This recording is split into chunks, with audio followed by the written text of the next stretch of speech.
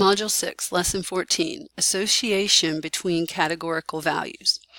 So we are going to take a short, quick look here at row relative frequencies and column relative frequencies. So the first one we're going to do is row relative frequency. So if I want to find the row relative frequency, then I'm going to go across the rows, and I'm only using that number as the total. So in this case, I have 30 out of 40, which would be 75%, and then 10 out of 40, which would be 25%. Down here, I have 45 out of 60, which would be also 75%, and 15 out of 60, which would be 25%. So that's when we're comparing male and female, and do they have a smartphone or do they not have a smartphone, or can they use a smartphone or could they not use a smartphone. So what this is telling us, because these percents are the same for males and females, is that it doesn't really matter if they're male or female, they all have the same knowledge of a smartphone or can use a smartphone, and the same percentage that can't use a smartphone.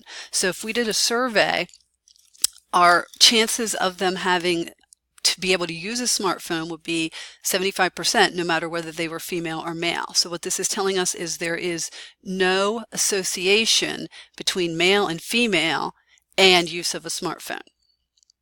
All right, now over here, let's take a look at this. This is under the age of 40, over the age of 40, using a smartphone or not. I'm going to do, well, let's do row again for this, just so you can see. 45 out of 50 and 5 out of 50. This would equal 90%. This would equal 10%. And then this is 30 out of 50 and 20 out of 50.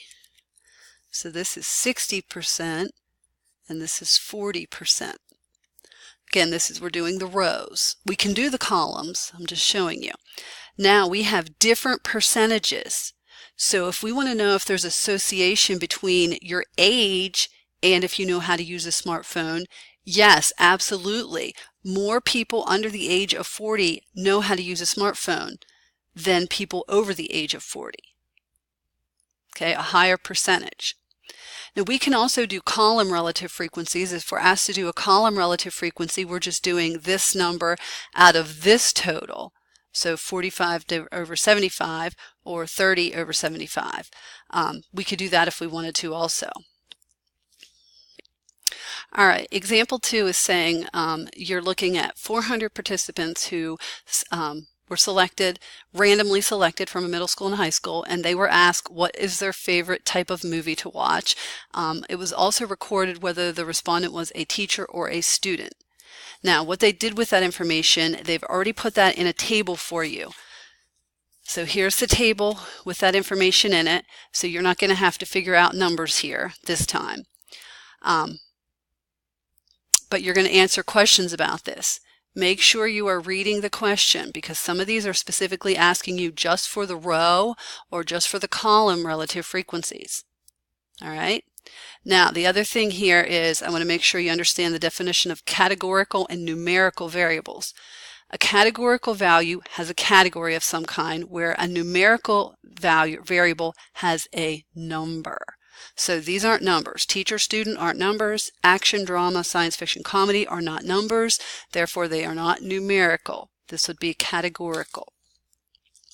All right, then the next thing I want to look at with you is, here's example 3, and it tells you information about a survey of 400 people and who prefers what kind of movies. The problem is on this one, they did not fill in the chart for you.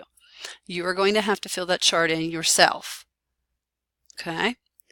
Now, I want to summarize again. If the percentages in the table are the same, that means there is no association between those two variables. If the percentages in the table are different, that means there is an association between the variables. Okay, there's a difference between the variables then. Okay, it matters if you're under 40 or over 40, whether you can use a smartphone or not, or whether the percentage is higher that you can use a smartphone or not. Okay.